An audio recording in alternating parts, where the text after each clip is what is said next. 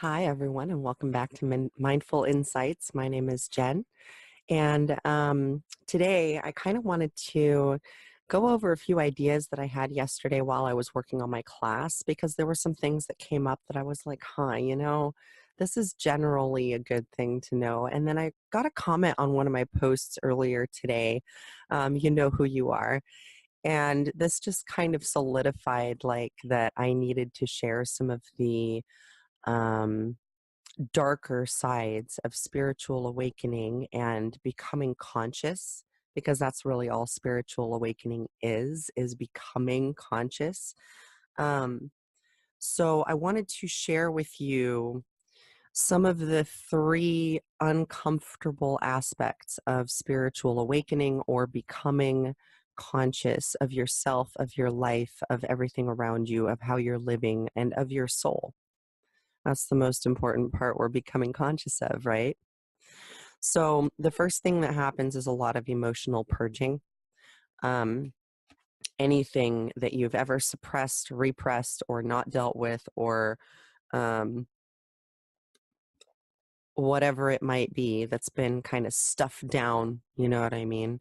And then you forget all about it and it seems to have gone away, but then you suddenly, weeks or months or however long down the road end up having little emotional outbursts here and there because you're overflowing. You're too full of suppressed emotions. So then they have to like come out in spurts. And it does that. That's when you're dealing with someone who's like extremely irritable all the time, right? Or because I used to be this way.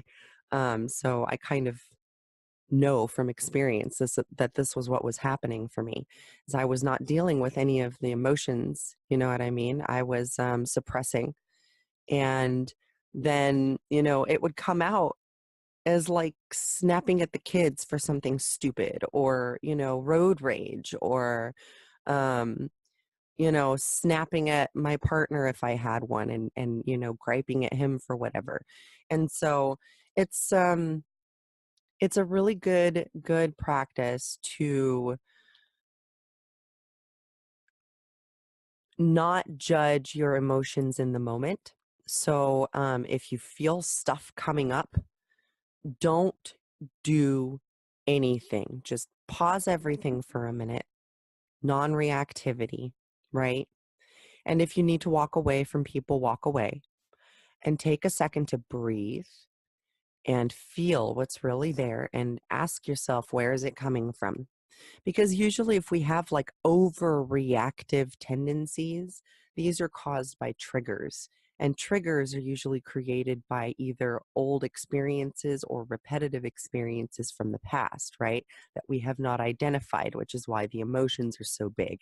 And then we get afraid to identify what's causing the emotions because the emotions feel so big and scary.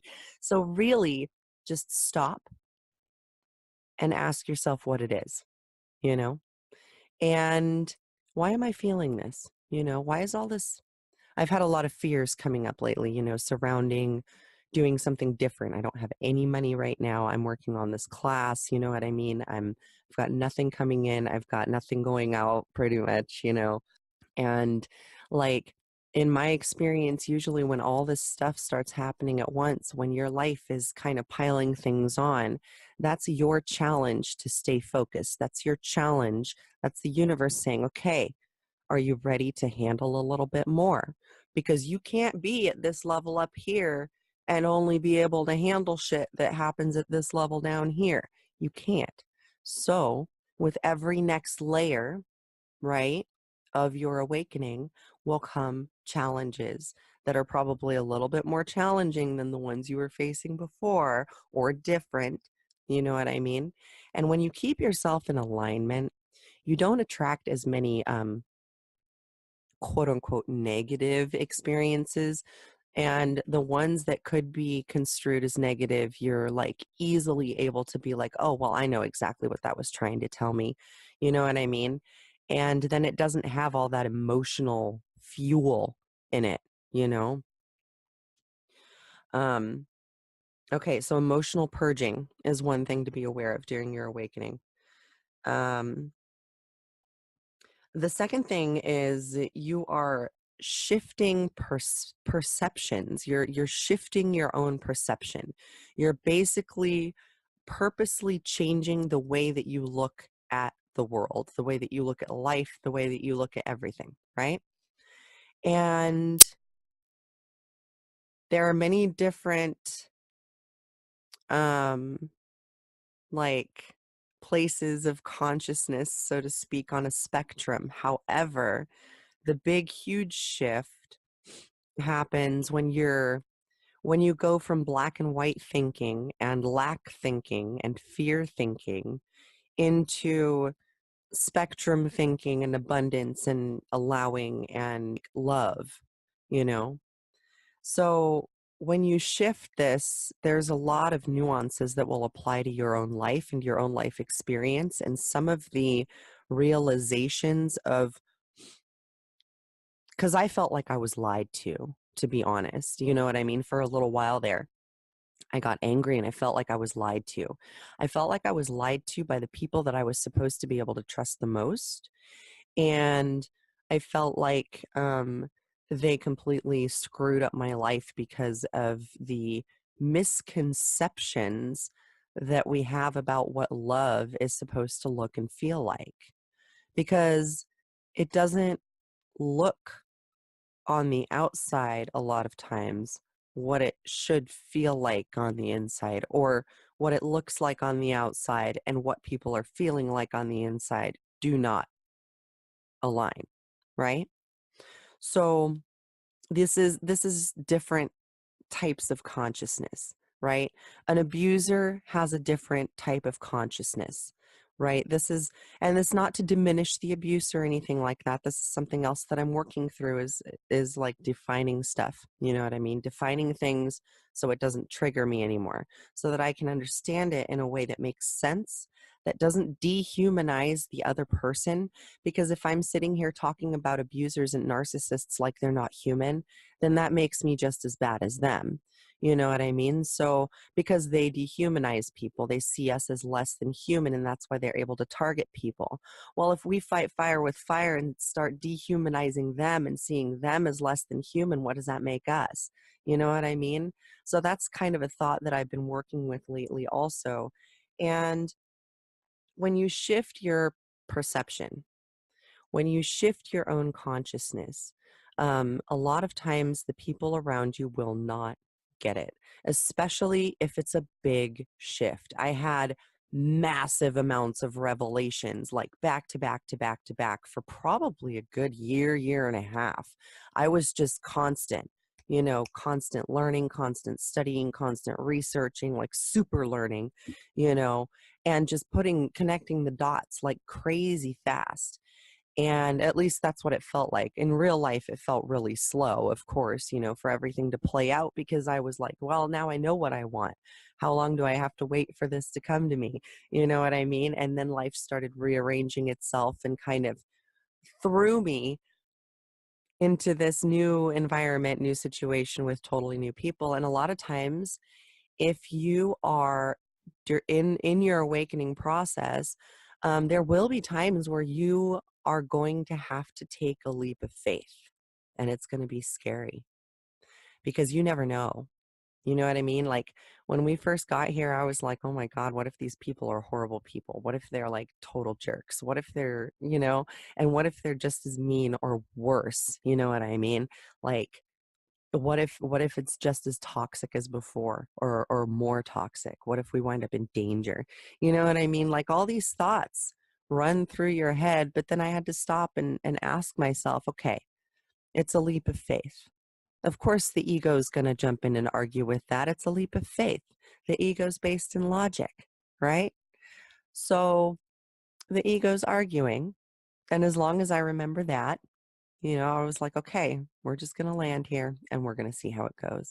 I'm not going to project any fear or worry into the future. And I'm just going to, you know what I mean?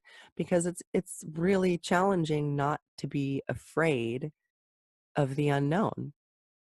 When you don't know where you're going and you have no control, no resources, you lose everything.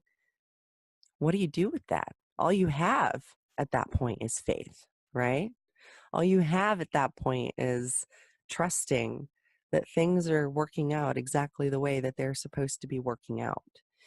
And for whatever reason, it isn't going the way exactly that you want it to, or, you know, this one opportunity fell through while this other one came through. So now you kind of know where to go. Or a bunch of opportunities fell through, and then all you're left with is you and your stuff, which is kind of what I'm experiencing right now. And so you just decide, okay, well, I'm in this situation that I'm in. I might as well take advantage of it and buckle down and get this done, right? Life is crazy, you guys. Once you start waking up, it gets even crazier, but it'll calm down again. And then it'll go in cycles and waves, you know. And actually, the best way I've heard it described is as a spiral. So, like, rather than seeing your life playing out as a linear, you know, oh, here I'm born, and then I did this, and then I did this, and it's all nice and neat and on a timeline. No, that's not how it really works, right? So, rather than seeing it as a line, what's kind of helped me is to see it as a spiral more. And there's a meme on Facebook about this floating around, but if you see your journey as a spiral, it makes a lot more sense because you start to see what is repetitive in your life, and then get to start seeing like the deep down layers of what you're supposed to learn from these experiences, because a lot of times we'll have the same or similar experiences several times in order to point something out to us. And that has actually happened to me with abuse and abusive experiences, or people who were acting from a place of unconscious conditioning, because let's call it what it is, you know what I mean. um, you don't know what you don't know. If you're unaware of what you're doing, you're unaware of what you're doing. It's a lot of times it borders on willful ignorance, and I'm sure that there are people out there who know exactly what they're doing and don't care. um but that's them, that's their problem. That says way more about them than about their targets, you know what I mean? So, like, I don't define myself by how badly my ex-husband treated me, you know. He can go be an asshole to somebody else for all I care. And that's fine. I'm just going to do me and live my life, you know what I mean? So that's kind of the attitude that you have to take on, is just don't care. Just don't worry about the other person. Don't worry about other people. Don't worry about holding anyone responsible who has hurt you, because that is a form of revenge. They will get theirs one way or another. Life is not perfect. Life is very, very messy, and whatever messes they create for themselves will end up coming back and biting them in the ass in one way or another. I'm sure. I don't need to know. I don't need to go find out. I'm absolutely certain that people who have um, behaved toward me in certain ways or whatever are going to or have already learned whatever they're going to learn. You know what I mean? The same way I am. So, really, when it all comes down to it, we're all the same. There is a lot of truth to this whole hurt people thing. Not that it gives them an excuse, okay? So, you got to discern between giving someone a justification for being violent, right? Well, he had a bad day at work. You know what I mean? Oh, he must be really stressed. Oh, you know what I mean? That's dumb. Versus trying to understand where it's coming from so that you can better handle it. Because guess what happens? Is when you know that they are just behaving in the ways that they have been taught, that they don't know what the fuck they're doing either, then you can handle them with much more calmness. Which, if you're the type who's usually scared and freaking out, then that could scare the fuck out of them, as if you're suddenly calm. You know what I mean? Like, yeah. Anyway, so it's about knowing enough to where you feel calm and not afraid, to where you don't have the fear taking over you, and everything else doesn't matter. It doesn't really matter if you really truly understand the person, to be perfectly honest. You can try. Um, if they're not willing to sit down and talk with you openly, then that's a problem. But so we're kind of left with our own little, okay, well, this happened, and they like to use words and sayings like this, and this is the vibe I get. And we're putting two and two together to kind of comfort ourselves and explain to ourselves. Um, but a lot of times you can put two and two together, you know, especially if you're intuitive. Don't diminish your own senses, because it is a sense. And like, don't act on like any assumptions you make, but pay attention to your little nudges. Pay attention to the feelings that you get. You know what I mean? Um, all right.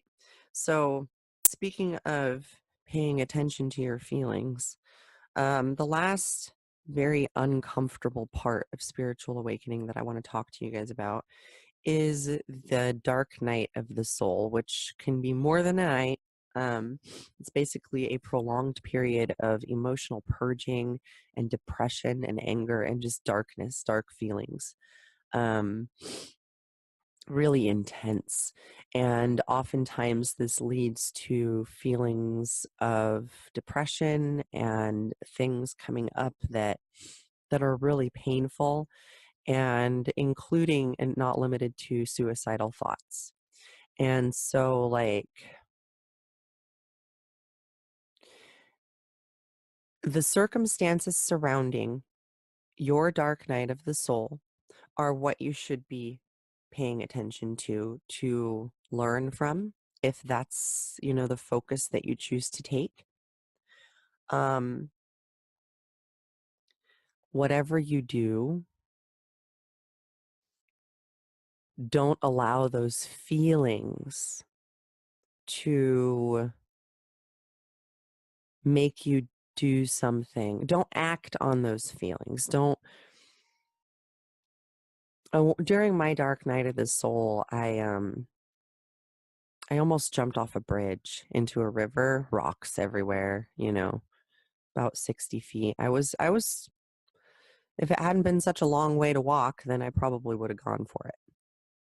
But I was tired, emotionally exhausted. I'd been crying for hours. I was injured. Um, like, there was all kinds of stuff going on. And whatever you have to do to pull yourself back, okay? Think about your children. Think about any person that you've ever spoken to who has said thank you to you for whatever reason. Doesn't matter if you were just opening a door. Doesn't matter. Any person who's ever said thank you, right? Because you did something for them. Now, we never know the depth of a thank you, right? Like, giving someone a compliment. I've said thank you to people and then turned around and walked away to cry, because it meant so much, because it completely just uplifted my whole day. Okay, that's happened. You don't know if that happens, right? So, anyone who's ever said thank you to you, that's something to hang on to. You know what I mean? Also, you are the only you that is here. You're the only version of you. You know what I mean? That is right here, right now. And connecting with your purpose, figuring out, defining for yourself, right? What you want to do, what can bring all of your talents and skills and passions together into one thing. And then you can kind of like feed the inspiration with your emotions, if that makes sense. So, dark night of the soul, everybody, I would like to think that everybody has those vulnerable moments where we feel like the world would be better off without us, you know, where we feel like, well, I'm just a burden anyway. I might as well just go away, you know. But Just because we feel that way does not make it true. And here's something interesting to think about, okay? Your thoughts can help create emotions. Your heart has brain cells in it that are communicating with your brain all the time, okay? So they're constantly, so your thoughts can actually trigger emotions, and then your emotions fuel your thoughts. So it's very easy for a vicious cycle to get started here, right? Your thoughts can fuel your emotions or can trigger your emotions, and then your emotions fuel your thoughts. So doesn't it make sense to try and get your thoughts and emotions aligned and into the same place and into the same habitual place to where you don't have to deal with all those horrible feelings anymore? If your if your thoughts are constantly racing and stuff and you don't really feel like you have any control over what your mind is doing, shut up brain. I used to have that all the time where I couldn't sleep. My mind just would not stop. And meditation was what stopped that, you know. Um, Meditation was what initially stopped that. I do still have occasionally, the racing thoughts that go into these crazy directions sometimes. You know exactly what I'm talking about. And and then you can catch yourself. Whoa, whoa, whoa, whoa, whoa, whoa. Bring it back a minute. Hang on. What did you just say?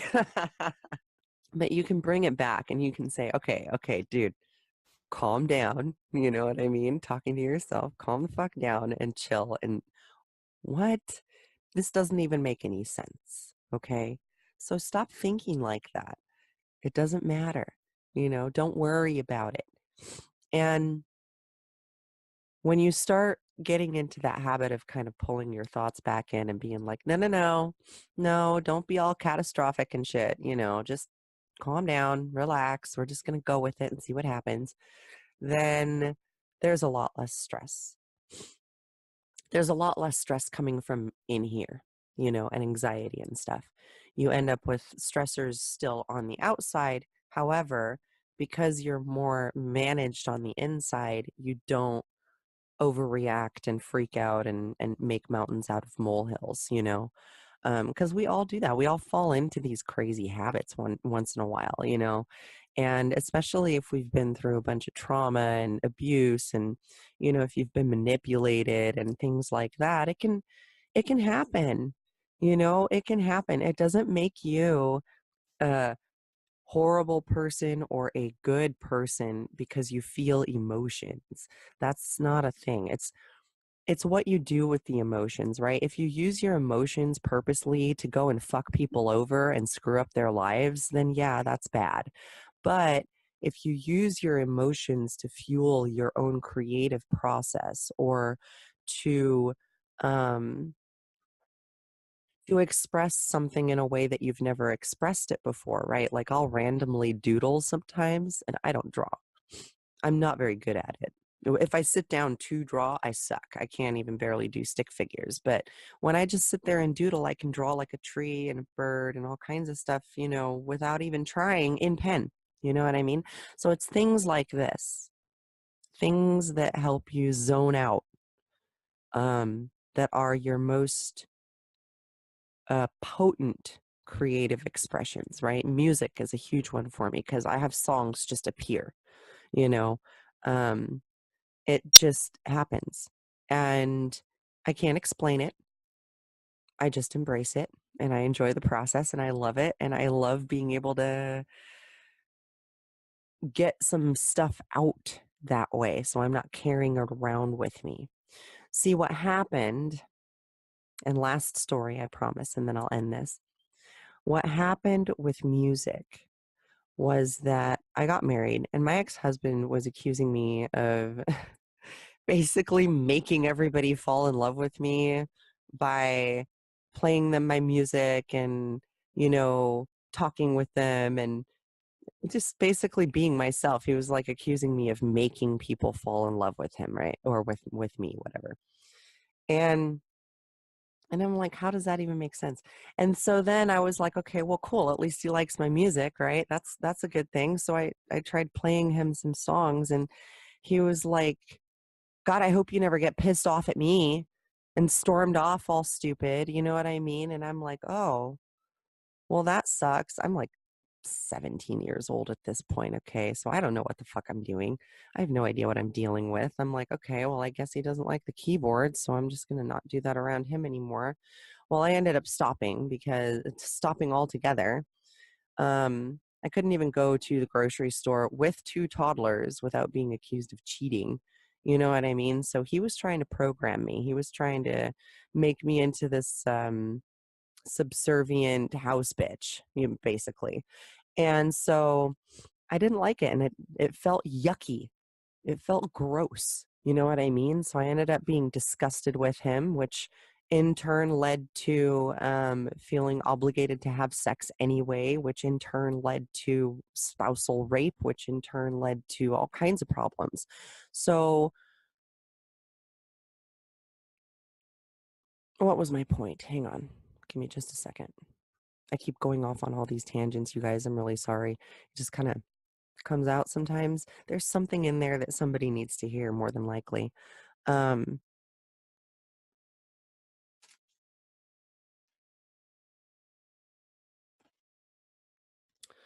I was talking about programming. So I allowed him to program me because I allowed it. That's my part of the responsibility, okay? That's my part. The part about him pointing a load of gun in my face is not my responsibility, right? The part about anyway, I don't have to get into more details, but you get what I'm saying. So I allowed him to program me because I was scared.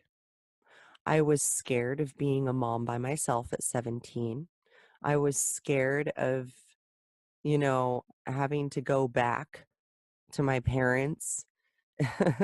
I was scared of everything. I was totally scared shitless. And then he took advantage of that fear, right? So the control, or quote unquote control, the aspect that I can do something about is the amount of fear that I feel, which attracts more fearful people. Fearful people are controlling people. Fearful people are angry people, right?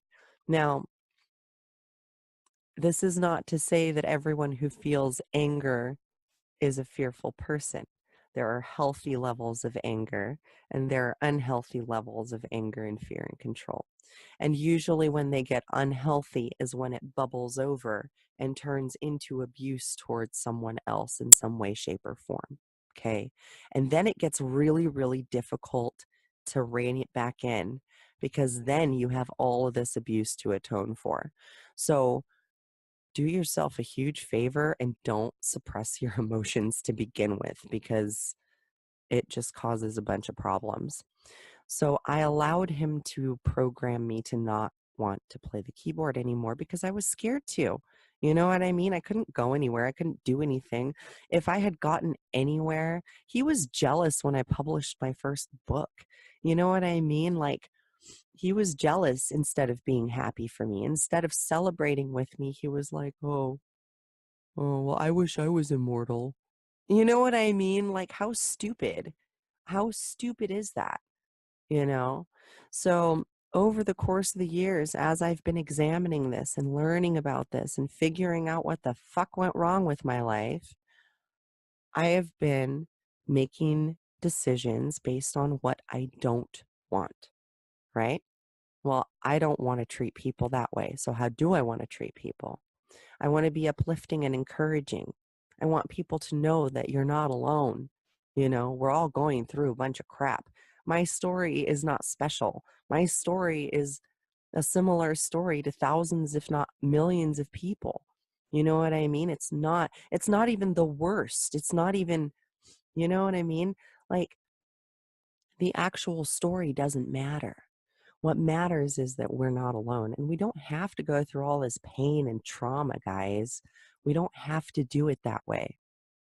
If you can learn to manage your emotions which I am doing on a daily basis through unconditional love, which is what my class is about. And here I go plugging my class again. But if you learn to manage your emotions, then you're way less likely to traumatize other people by acting from your emotions, you know? The best example that I have of this from what I've done, that one of the things that me and my kids have had to talk about is when my oldest first came to me a few years ago about cutting, and I completely overreacted because I was totally scared. I didn't know what to do, so I yelled at her, you know? And that she has never gotten over that. She has never gotten over that yet because she can't trust me now. You know, not completely. We're rebuilding. But after that, the trust started breaking down.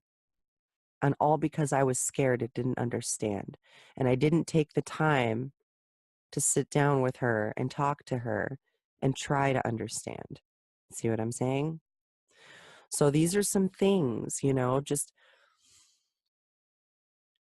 the more you're in alignment and the more that you practice love and everything that is involved in love, acceptance, allowing, um, trust, what is the other one? There's all kinds of different, you know, non-judgment, non-reactivity. There we go. There they go. Anyway, all of these mindfulness practices, all of these inner work things, they all amount to being able to manage yourself, not be reactive, not be overreactive. You won't be creating mountains out of molehills anymore. You won't freak out. You won't go down these crazy dark thought spirals, you know? And even if you do, it won't be nearly as bad as before. You won't allow it to go all the way to, oh my God, I want to kill myself, because you can't get there from just sitting here. You know what I mean? And being part of your normal everyday day. There has to be something that's going on up here that's leading you, right, to that. And if that becomes a habit, then it happens all the time.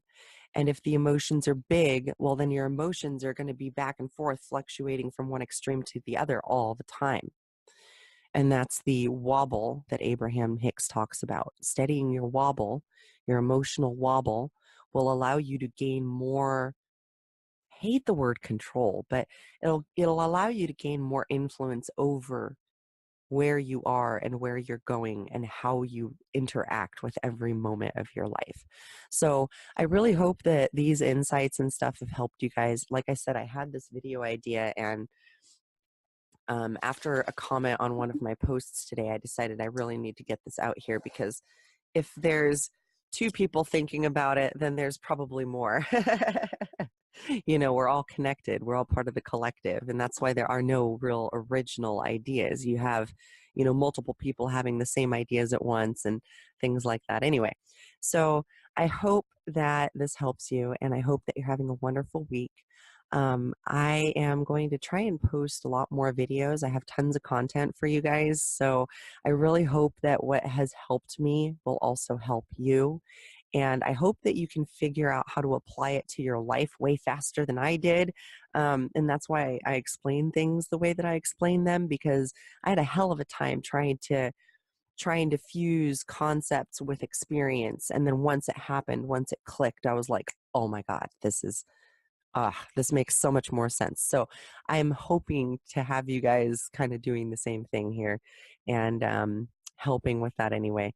And yeah, Merry Christmas, Happy New Year, Happy Holidays, whatever it is that you celebrate or not. Ooh, the lights are flickering here. We've got a windstorm.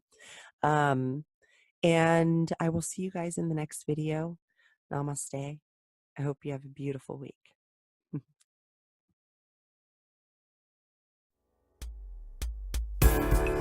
Do you see beauty or do you see pain? Oh, whatever you feel is what comes back again. Oh. Thank you so much for being here, my friends. Namaste. As you remember and reconnect with the light of unconditional love within your soul, don't forget to enjoy your life and have some fun along the way. Fall into the unknown. Fall with me into the unknown. Let's break free, learn how to let go. Download this track and other fun bonuses when you defuse the love bomb at www.innerworkcoaching.life.